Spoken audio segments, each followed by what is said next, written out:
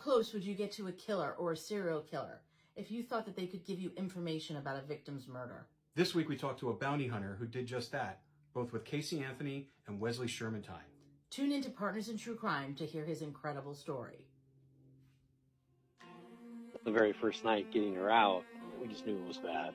I mean, she just didn't act right, the very first night. If you just look at the timeline just briefly, her daughter's supposedly missing for 31 days. Then she's in custody for 30 days. So she has no contact of looking for her child or where the searches are going on or where anything's happening. And so the second she gets out and we get her home, you would think she would be in her parents' arms, what's going on, where you at, what are the tips? And it was just nothing. She could care less about her child.